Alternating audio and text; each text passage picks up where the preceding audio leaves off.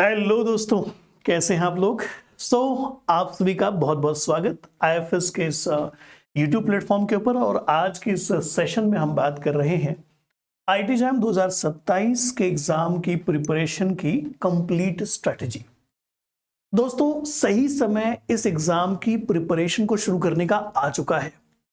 अगर आप आज से शुरुआत करते हैं तो एग्जैक्टली आपका क्या रूटीन होना चाहिए, कैसे आप बड़े आराम से इस एग्जाम के लिए न सिर्फ प्रिपेयर करेंगे, एक टॉप रैंक के साथ क्वालिफाई करेंगे, इन सारी चीजों पर आज बात होगी। क्योंकि आज का जो पूरा का पूरा सेशन है ये टॉपर्स द्वारा सजेस्टेड सेशन है। वो सारे पॉइंट, वो सारी चीजें जो हमारे टॉपर्स ने अभी तक फॉलो की हैं और रिजल्ट में कन्वर्ट किया है अपने एफर्ट्स को, उन सारे टॉपर्स के द्वारा दिए गए सारे सजेशंस को मैंने इस पूरे स्ट्रैटेजी सेशन के अंदर समराइज करने की कोशिश की है। तो आइए देखते हैं आज का ये पूरा का पूरा सेगमेंट कि 9 मंथ प्रिपरेशन स्ट्रैटेजी क्या हो सकती है डायरेक्ट फ्रॉम टॉपर्स। चलिए, सबसे पहले आइए समझने की कोशिश करें कि एग्जैक्टली जो कंप्लीट रोड मैप रह सकता है वो क्या रह सकता है। कंप्लीट रोड मैप में कई सारे फेजेस हैं, कई सारे स्टेप्स हैं जिसके बारे में हमें बात करनी है और आपको बहुत स्ट्रिक्टली हर एक चीज का ध्यान रखना है। सबसे पहला जो पार्ट होता है वो होता है कि एग्जाम के बारे में आपको जानकारी हो। एग्जाम कब होता है, क्यों होता है, कैसे होता है, क्या पर्पस, क्या फायदा, क्या चीजें मिलेंगी। आई होप ये जानकारी तो आपके पास है ही। फिर आपको ये पता हो कि एग्जाम का पैटर्न क्या है। बहुत जरूरी है कि अगर आप एग्जाम को ही नहीं जानेंगे तो आप उसकी तैयारी नहीं कर पाएंगे। ऐसे ही आपको पता हो कि मार्किंग जो स्कीम है वो क्या है, किस किस प्रकार के सवाल आते हैं, एमसीक्यू, एनएटी, एमएसक्यू, ये सब जो भी क्वेश्चन आते हैं वो क्वेश्चन एग्जैक्टली क्या है, कितने क्वेश्चन किस कैटेगरी में पूछे जाते हैं, ये सारी जानकारी। नेगेटिव मार्किंग के बारे में आपको पता होना चाहिए और इसी के साथ साथ सब्जेक्ट वाइज वेटेज का पता होना चाहिए कि 100 मार्क का पेपर है तो उसमें बायोलॉजी से कितना आएगा, केमिस्ट्री से कितना आएगा, मैथमेटिक्स फिजिक्स से कितना आएगा। ये सारी चीजें जरूरी है, इंपॉर्टेंट हैं और मैं ऐसा मान के चलता हूं कि आप मन बना चुके हो तो इन बेसिक चीजों को एक्सप्लोर कर चुके होंगे। और अगर आप इन सब चीजों को एक्सप्लोर कर चुके हैं, जानते हैं, तो अब आप आते हैं प्रिपरेशन के अलग अलग फेजेस में। बिगिनिंग वाला फेज, मिडिल वाला फेज और फाइनल फेज। आइए एक एक करके शुरू करें सभी फेजेस पर चर्चा। दोस्तों, आप अगर प्रिपरेशन कर रहे हैं तो ऐसी क्या क्या चीजें हैं जो आपको इस एग्जाम में सफल बना सकती हैं। तो जो भी हमारे टॉपर्स हैं उन सभी से बातचीत करने के बाद जो कंक्लूजन सामने निकल करके आता है वो यही निकल करके आता है कि अगर इन बातों का, इन मंत्रों का, इन तरीकों का ध्यान रखा जाए तो बड़े ही आराम से कोई भी स्टूडेंट आराम से इस एग्जाम के अंदर एक बढ़िया स्कोर के साथ क्वालिफाई हो सकता है। सबसे पहली बात जो टॉपर्स ने कही है वो है कंसिस्टेंसी इज अ की। अगर आप आज शुरुआत कर रहे हैं तो आपको 9 मंथ तक कंसिस्टेंटली रोज का जो शेड्यूल है फॉलो करते चलना है और अपनी पूरी प्रिपरेशन जर्नी को बहुत ही बेहतरीन तरीके से स्ट्रिक्टली, कंसिस्टेंटली फॉलो करना है। अब जब आपने शुरुआत कर दी है तो कोशिश करें कि अब आप इसे कंटिन्यू रखें, है ना। Strategy matter more. ध्यान रखिएगा, आपकी तैयारी से ज्यादा आपकी स्ट्रेटजी स्ट्रांग होनी चाहिए, है ना। कि आपको ये नहीं सोचना है कि मैं बहुत ज्यादा पढ़ने में बहुत उस्ताद हूं या बहुत वीक हूं या बहुत कमजोर हूं। जी नहीं, nothing is required to qualify IIT JAM exam कि भाई कोई एक्सीलेंट होगा, कोई ऐसे कॉलेज से पढ़ा हुआ होगा जो बहुत ही नामी है, पॉपुलर है, वहां के टीचर बड़े एक्सपर्ट हैं। ऐसा कुछ भी नहीं है ना। Strategy is more important than any other thing in this exam. और कुछ कॉमन जो मिथ है, जैसे मैंने कहा कि अच्छे कॉलेजेस से पढ़ने वाले बच्चे इस एग्जाम को क्वालिफाई होते हैं। हार्ड वर्क जो है can level any playing field. Hard work बहुत जरूरी है। यू नीड कोचिंग मैंडेटरी, बहुत जरूरी है, कोचिंग चाहिए तभी हो जाता है। या और भी बहुत सारी चीजें जो मिथ के तौर पर आप लोग को यहां वहां से सुनने को मिलती हैं। कई बार हमारे परिवार के कुछ पुराने पढ़े लिखे एक्सपर्ट्स हमें ज्ञान देकर के चले जाते हैं। इनसे बाहर निकलना पड़ेगा। उसी के साथ साथ सक्सेस का जो फाइनल फॉर्मूला है ये कुछ और नहीं है कंसिस्टेंसी जो आपने शुरुआत कर दी है प्रिपरेशन की, और उस कंसिस्टेंसी को आपको मर्ज करना है रिवीजन के साथ। मतलब अगर आप किसी चीज को सीख रहे हैं तो एक बार सीखना इनफ नहीं, सफिशिएंट नहीं है। सीखने के साथ साथ आपको बार बार उस सीखी हुई चीज की प्रैक्टिस करनी पड़ेगी, प्रैक्टिस करनी पड़ेगी, प्रैक्टिस करनी पड़ेगी, रिवाइज करना पड़ेगा और अल्टीमेटली उसे अप्लाई करना पड़ेगा। तो कंसिस्टेंटली पढ़ें, रोज लेक्चर अटेंड करें, उन पढ़े हुए कंटेंट को रिवाइज करें और बार बार रिवाइज करें, बार बार रिवाइज करें, और अब उस समझी हुई जानकारी को अप्लाई करते रहें। यही कोर सेगमेंट है, यही सक्सेस फॉर्मूला है जो मोस्ट ऑफ हमारे टॉपर्स ने यूज किया है और सजेस्ट किया है। अब इन सब चीजों को समझने के बाद आप आते हैं रोड मैप पर, फाइनल एक्शन प्लान पर, है ना। तो माइंडसेट क्या होना चाहिए? कंसिस्टेंट रहेंगे, डेली पढ़ाई करेंगे, डेली लेक्चर अटेंड करेंगे। डेली लेक्चर अटेंड करने के बाद उस सारे डेटा को बढ़िया से नोट्स पे उतार लेंगे। उतारने के बाद रिपीटेड रिवीजन करते रहेंगे, एक्टिव रिकॉल करते रहेंगे और उसके ऊपर बेस्ड सारे पीवाईक्यू को सॉल्व करते रहेंगे। ये चीज अगर आप कर रहे हैं तो इसके अलावा और कोई प्रिपरेशन की स्ट्रैटेजी नहीं होती है, ये टॉपर्स द्वारा बताया गया। अब अगर हम इस चीज को करने वाले हैं तो इसको भी आइए छोटे छोटे फेजेस में तोड़ा जाए, है ना। कि अब हमारे पास टोटल अगर 9 मंथ का ड्यूरेशन है तो फर्स्ट 3 मंथ हमारा क्या होगा, उसके बाद के 3 मंथ में हम क्या करने वाले हैं, उसके बाद के 3 मंथ में हम क्या करने वाले हैं, ठीक है। तो जो सबसे पहला 3 मंथ है उसका हम किस तरीके से इस्तेमाल करेंगे? इसका इस्तेमाल करेंगे फाउंडेशन बिल्डअप करने के लिए, है ना। अपनी जो स्ट्रेंथ है, अपनी जो वीकनेस है, अपनी जो करंट स्थिति है, इसको एनालाइज करना, सेल्फ ऑडिट करना कहते हैं इसको। पहले इस पर बात करिए, पहले इस चीज को पता लगाइए, है ना। कि आपने सारे पीवाईक्यूज जो हैं उठा लिए, आप चेक कर रहे हैं कि आधे क्वेश्चन आपसे हो रहे हैं, आधे क्वेश्चन नहीं हो रहे। That means your basics are not good, आपके बेसिक्स कमजोर हैं। तो बेसिक्स को बेहतर बनाएं। सबसे पहला काम यह है आपके फंडामेंटल स्ट्रांग बनाएं। अब फंडामेंटल स्ट्रांग बनाने का क्या तरीका है? तो मोस्टली जो टीचर्स हैं, जब मैं उनसे बात करता हूं, जैसे मैंने भी जब एग्जाम की तैयारी करनी थी तो टीचर से बात की थी, तो कहते हैं कि आप 11th 12th एनसीईआरटी पढ़ना शुरू करें, क्योंकि वहीं से बेस बनता है, वहीं से आपकी बायोलॉजी का बेस बनता है, आपकी केमिस्ट्री का बेस वहीं से बनता है, फिजिक्स का बेस वहीं से बनता है। तो आप इन्हीं को पढ़ना शुरू करें। लेकिन कई बार फिर से जब हम शुरुआत तो करते हैं पढ़ने की, लेकिन बात समझ में आती नहीं कि यार यहां से यहां तक तो पढ़ लिया, इनफ है क्या, ये सफिशिएंट है क्या?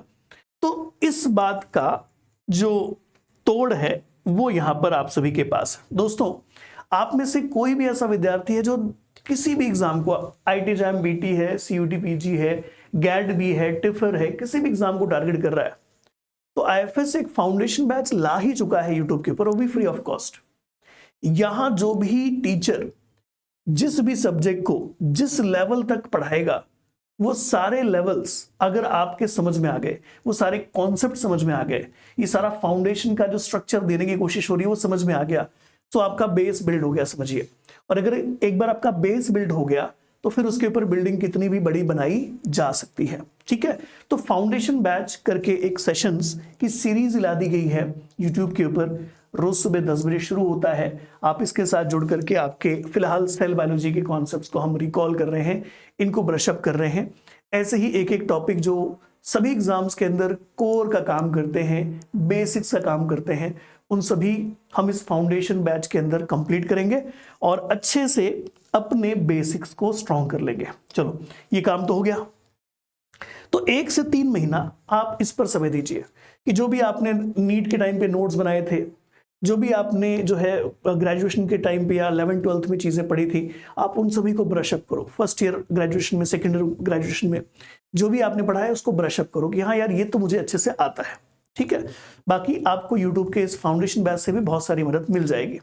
इसके बाद बारी आती है intensive smart revision and topic mastery का। अब जब आप कोर में उतरोगे, कोर टॉपिक्स में उतरोगे, तो कोर टॉपिक्स में उतरने के दौरान, चलो एक एक करके ना इन सारे फेजेस पर बात करते हैं। तो जैसे हमने कहा कि सबसे पहला जो फेज है आपका वो है फाउंडेशन फेज, है ना। आप बिल्डिंग का जो बेस है वो बना रहे हो, तो ये वाला पार्ट तो हो गया। अब इसके बाद सेकंड फेज पर आते हैं। सेकंड फेज जैसे हमने कहा कि कोर बिल्डिंग का पार्ट आ गया। कोर पार्ट जो भी एग्जाम की रिक्वायरमेंट है, उन सारे सेगमेंट्स को अब हम अच्छे से सीखेंगे कि सेल बायोलॉजी का बेसिक्स तो आता है, लेकिन एग्जाम में और कितना पढ़ें तो काम बन जाएगा। ऐसे ही मॉलिक्यूलर बायोलॉजी का बेसिक्स तो आता है, लेकिन अब इसके आगे और कितना पढ़ें कि एग्जाम का काम बन जाएगा। So now go for that more precise, more unique segment which is require for the qualification of exam. तो कोर कॉन्सेप्ट बिल्ड करेंगे, अपनी डेप्थ कॉन्सेप्ट्स की अच्छी करेंगे। 3 महीने से 4 महीने का टाइम आप इस पे दे सकते हैं। ये कैसे पता चलेगा कि मैं माइक्रोबायोलॉजी के अंदर, मॉलिक्यूलर बायोलॉजी के अंदर जितना चाहिए था उतना पढ़ लिया है? इसमें हेल्प करेंगे आपके पीवाईक्यूज और हाई वेटेज टॉपिक्स। पीवाईक्यूज में एनालिसिस दे रखी होती है। ये टॉपिक 3 बार अभी तक पूछा गया है, ये वाला कॉन्सेप्ट 4 बार रिवाइज हुआ है या रिपीट हुआ है एग्जाम्स के अंदर। तो ऐसे जितने भी इंपॉर्टेंट टॉपिक होते हैं उनकी लिस्ट निकाल करके उनके ऊपर मास्टरी करनी होती है, उनके ऊपर प्रिपरेशन करनी होती है। ठीक है, अब आपने पूरी तरीके से ऑलमोस्ट अपने आप को प्रिपेयर कर लिया है, आपके बेसिक्स क्लियर हैं, आपके बेसिक्स के साथ साथ सारे हाई वेटेज वाले टॉपिक्स की लिस्ट है वो उसको भी आपने पढ़ रखा है। और अब पार्ट आता है कंटिन्यूअसली रिवाइज करते रहें, रिवाइज करते रहें और रिवाइज करते रहें। रिवीजन के साथ अब आपको लगना है एप्लीकेशन पार्ट पर भी, क्योंकि मैंने जो सीखा है वो सही सीखा या नहीं सीखा ये तभी पता चलेगा जब मैं पीवाईक्यू सॉल्व करूंगा। और अगर मेरे पीवाईक्यूज 70 to 80% सॉल्व हो रहे हैं, that means I am in a good position, मैंने अच्छा पढ़ाई की है, अच्छी प्रिपरेशन की है। अब जो चीजें आप अभी भी सॉल्व नहीं कर पा रहे हो उनको पॉइंट आउट करने का टाइम आ गया, उनको निकालने का टाइम आ गया। यार मैं इतना पढ़ चुका हूं, सिर्फ 70-80% ही क्वेश्चन क्यों सॉल्व हो रहे हैं, ये जो 30 to 20% छूट जा रहा है वो क्यों छूट रहा है? Let's make a list of all these things. और अब इन सभी को और इंप्रूव करेंगे लास्ट में, है ना। जब लास्ट के 2 महीने बचे हुए हैं, 3 महीने के आसपास का समय बचा हुआ है, स्पेशली 2 महीने के आसपास का समय, तो उस समय पर हम उन सारी चीजों पर काम करते हैं जो हमसे कई बार गलत हुई हैं, हमने कई बार कोशिश की बट मिस्टेक ही हुआ है, उनको इंप्रूव कर रहे होते हैं। और याद रखना ये सब करने के दौरान आपका बैकग्राउंड में रिवीजन मल्टीपल टाइम रिवीजन चल ही रहा है। ठीक है, अगर ये सब कुछ हो जाता है सही तरीके से तो इसका मतलब आपने पूरी की पूरी स्ट्रेटजी सही से फॉलो कर ली, है ना। तो 3 मंथ बेसिक बना लिए, उसके बाद 3 मंथ जो एडवांस लेवल पर, डेप्थ लेवल पर जाना था उस पर चले गए। और मीनवाइल आप रिवीजन भी करते जा रहे हैं, नॉलेज को अप्लाई करते जा रहे हैं, सीखते जा रहे हैं, इंप्रूव होते जा रहे हैं। और कंसिस्टेंटली ये चीज आपको एग्जाम के 1 दिन पहले तक करनी है। और अगर ये आप करते रहते हैं so that is more than sufficient to qualify, है ना। तो फेज 1 में एग्जैक्टली अगर आप लोग पढ़ना चाहते हो तो क्या क्या पढ़ सकते हैं? पूरी की पूरी जो बायोलॉजी का फाउंडेशन है वो आप डेवलप करिए, केमिस्ट्री का, मैथमेटिक्स का और फिजिक्स का, है ना। और इसके लिए जो रिसोर्सेस है मैं ऑलरेडी बता चुका हूं, नहीं तो फिर आपको मैं ऑलरेडी बोल चुका हूं कि यूट्यूब के ऊपर फाउंडेशन बैच चल रही है, आप इनका डेफिनेटली अच्छे से इस्तेमाल करें, बहुत फायदा होगा। ठीक है, तो इस तरीके से आप इसको फॉलो करें कि भाई ये तीनों चारों सब्जेक्ट पर मुझे मास्टरी करनी है। सबसे ज्यादा फोकस मुझे डेफिनेटली बायोलॉजी वाले पार्ट पर करना है क्योंकि ये कोर है। उसके बाद सेकंड इंपॉर्टेंट जो हो जाता है वो केमिस्ट्री हो जाती है, क्योंकि बायोलॉजी केमिस्ट्री तो फिर भी हम first year, second year, graduation तक पढ़ते ही हैं। ये अलग बात है कि मैथमेटिक्स हो सकता है किसी का छूट गया हो, या अलग बात है किसी का फिजिक्स छूट गया हो कुछ समय पहले। ठीक है, आगे फेज 2 में जैसे हमने कहा कि कोर पार्ट की प्रिपरेशन आपको करनी है, तो उसके लिए आप क्या कर सकते हैं? तो उसके लिए अब आप थोड़ी सी डीप डाइव करेंगे, तो molecular biology, cell biology, microbiology, biochemistry, genetics या सेल सिग्नलिंग, ऐसे सारे जो कॉन्सेप्ट हैं उन पर फोकस करना है। सबसे पहले शुरुआत आप इनसे करें क्योंकि ये बेसिक्स होते हैं, इनको आपने सबसे पहले फाउंडेशन बैच में पढ़ा हुआ है, जस्ट उनको एक्सटेंड करना है। हो सकता है कुछ ऐसे टॉपिक आ जाए जो थोड़े से नए हो, जैसे कि बायोटेक्नोलॉजिकल टेक्निक्स। हो सकता है ना कि आप 11th-12th में इसको उतना भी नहीं पढ़ा हुआ होगा, या ग्रेजुएशन में भी उतना ही नहीं पढ़ा होगा। तो अब ये जो एडिशनल सेगमेंट है इनको कवर करना पड़ेगा, इनमें थोड़ी सी एक्सपर्टीज डेवलप करनी पड़ेगी और फिर आप बढ़ेंगे आगे। ठीक है, तो कोर पार्ट पर इस तरीके से समय दीजिए, कोर पार्ट को समझिए, सीखिए, सीखने के बाद उनके क्वेश्चन लगाइए। और अगर आप इनके क्वेश्चन लगा करके भी कंफर्टेबल हो जाते हैं, that means you are ready, है ना। आपका जो प्रिपरेशन पार्ट है स्टेप 1, स्टेप 2 या फेज 1, फेज 2 बढ़िया तरीके से कंप्लीट हो चुका है ना। चलो आगे बढ़ते हैं। अब आता है फेज 3, एडवांस लेवल और प्रैक्टिस लेवल। जितने भी कॉन्सेप्ट हैं आप बस ये देखिए कि आपसे सारे सवाल हो रहे हैं। कुछ चीजें जो आपसे बार बार मिस्टेक हो रही, गलतियां हो रही है, just make a list of it, improve it और again practice the question, solve करें PYQs, practice question and all. जितना हो सके उतना ज्यादा अपने आप को अब आप टेस्ट करते रहें, एग्जाम देते रहें, मॉक टेस्ट देते रहें या यूनिट वाइज टेस्ट देते रहें, कुछ ना कुछ अपने आप को चेक करने के लिए करते रहें, because it is very important कि आप अपने उस सब्जेक्ट में जिसने आपने ऑलमोस्ट 6 महीने दिए हुए हैं उतने कंफर्टेबल हैं, उतने ज्यादा रिलैक्स्ड हैं कि आराम से वो सारे कॉन्सेप्ट आप अप्लाई भी कर लेते हो, क्वेश्चन भी लगा लेते हो। ठीक है, तो ये वाला पार्ट आएगा। और लास्ट में आता है, जाहिर सी बात है, वैसे लास्ट में रिवीजन नहीं आता, ध्यान रखना, रिवीजन तो आप बैकग्राउंड में कई बार करते रह रहे हो, लेकिन अब लास्ट मोमेंट पर जब एग्जाम का टाइम आ जाता है, so revision is a core and then the practising और solving a mock test is a core. तो multiple time revision, daily PYQs और जितने हो सके उससे उतने सारे मॉक टेस्ट, लास्ट में सब चीजें काम में ली जाती हैं मोस्टली दोस्तों। और आई होप अगर किसी प्रकार का कोई डाउट होगा तो आप थोड़ा सा डिटेलिंग और देखेंगे तो एक अंदाजा आ जाता है। बाकी कोर इज द सेम कि मल्टीपल रिवीजन, पीवाईक्यूज और प्लस जितने हो सके उतने मॉक टेस्ट देते रहिए और अपने आप को चैलेंज करते रहिए कि और कहां पर इंप्रूव कर सकते हैं, और कहां पर इंप्रूव कर सकते हैं, और कौन सी जगह पर कुछ गैप दिखाई दे रहा है। अब ये सब करने के लिए बच्चों को कई बार क्वेरी होती है कि सर कौन सी किताब पढ़ें, कौन सी जगह से पढ़ें। तो एक बार किताबों के लिए मैं कुछ लिस्ट बना देता हूं, जैसे कि बायोलॉजी के लिए आप बायोकेमिस्ट्री या फिर बायोकेमिस्ट्री के अलावा और भी कई सारे टॉपिक इसमें दे रखे हैं, है ना। ऐसा नहीं कि बायोकेमिस्ट्री के लिए फेमस है किताब तो सिर्फ बायोकेमिस्ट्री के टॉपिक मिलेंगे, ऐसा नहीं है। लेनिंजर आप पढ़ सकते हैं, लॉडिश पढ़ सकते हैं, जेनेटिक्स के लिए गार्डनर पढ़ सकते हैं। ऐसी कई सारी किताबें हैं जो आपका बेसिक्स बढ़िया बना देंगे, है ना, बेसिक का कोर भी अच्छा बना देंगे। लेकिन मैं बच्चों को ये नाम तो बता रहा हूं, लेकिन मैं कतई रिकमेंड नहीं करता कि आप इन किताबों को खरीदें या लाइब्रेरी से जाकर के उठाएं और पढ़ें। क्यों? क्योंकि YouTube के ऊपर इतना सारा कंटेंट आपके लिए हम टाइम टू टाइम लाते रहते हैं कि आपकी तैयारी तो हम यहां से करवा लेंगे, सारी किताबें हम पढ़ लेंगे आपके लिए और आपको पढ़ा देंगे। ठीक है, राइट। नहीं तो कोर्स के अंदर अगर आप लोग पहुंचते हैं तो ऑलरेडी सारा का सारा कोर्स इस प्रकार से डिजाइंड है कि सब कुछ आपको स्टेप बाय स्टेप जितना रिक्वायर्ड है उससे 1% 2% ज्यादा इस तरीके से सिखा दिया जाता है कि you will become master of your subject. Same for chemistry, same for maths, physics.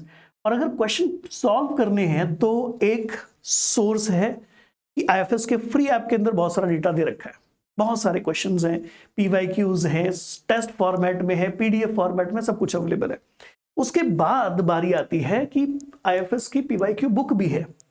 ठीक है, इसको भी आप ऑर्डर कर सकते हैं। और अब आपके पास हार्ड कॉपी भी है, सॉफ्ट कॉपी भी है, जैसा जैसा आप कंफर्टेबल फील करें। सारे क्वेश्चन को लगाना है, सारे सब्जेक्ट के क्वेश्चन को लगाना है, बायोलॉजी क्या, केमिस्ट्री क्या, फिजिक्स क्या, मैथ्स क्या, सभी पीवाईक्यूज को बढ़िया से सॉल्व करना है। और अगर आप ये सब कर पा रहे हैं, that means you are now 100% ready for your final exam. ठीक है दोस्तों, तो फाउंडेशन बैच आपकी कैसे मदद कर सकता है तो मैंने बता दिया। ये वो सारे विद्यार्थी हैं जो कि 2026 के एग्जाम में टॉप 100 की लिस्ट वाले हैं। बाकी इसके अलावा और भी कई सारे विद्यार्थी हैं जो कि अपने सपने को साकार कर चुके हैं आईएफएस के साथ। आपके पास भी मौका है इस 25 तारीख से शुरू हुई बैच के साथ जुड़ने का और आपकी प्रिपरेशन शुरू कर पाने का। 15% डिस्काउंट चल रहा है फिलहाल, आप इसके साथ जुड़ करके जर्नी हमारे साथ भी शुरू कर सकते हैं। ठीक है दोस्तों, तो आशा करते हैं कि जो पूरी की पूरी स्ट्रैटेजी वाली आउटलाइन है ये आपको कहीं ना कहीं गाइड करेगी, मोटिवेट करेगी कि कैसे पहले तो मुझे प्रिपरेशन का स्टेप बाय स्टेप प्रोसेस शुरू करना है। ये कंप्लीट रोड मैप आपको हेल्प करेगा कि जाना कैसे है, प्रिपरेशन करना कैसे है। ठीक है, बाकी अगर कहीं पर कोई दुविधा, कोई डाउट आता है तो आप वीडियो के कमेंट बॉक्स में आपके डाउट्स डाल सकते हो और उन कमेंट्स पर फिर रिस्पॉन्स किया जाएगा। ठीक है, बाकी मुझे लगता है कि बहुत बेहतर तरीका है कि हम किसी कोर्सेज के साथ जुड़ें जो कि वेल स्ट्रक्चर्ड है, वेल प्लान्ड है, कई बार आउटकम दे चुका है, कई सारे टॉपर बना चुका है। तो क्यों ना अपना टाइम, अपना जो है एनर्जी बचा करके let's start the preparation with some well organised organisation. ठीक है, तो आईएफएस के साथ आप जुड़ सकते हैं और निश्चिंत रहें, आप आपकी प्रिपरेशन बहुत ही आराम से, मजे से कर लेंगे। इसका फायदा आपके कॉलेज एग्जाम में भी होगा और जितने भी एंट्रेंसेस होंगे उन सभी में भी देखने को मिलेगा। तो आई होप ये इन्फॉर्मेशन आप सभी के काम आएगी दोस्तों। Thank you so much. Happy learning to everyone. मिलते हैं किसी और वीडियो के अंदर किसी और जानकारी के साथ। अभी के लिए बहुत बहुत धन्यवाद।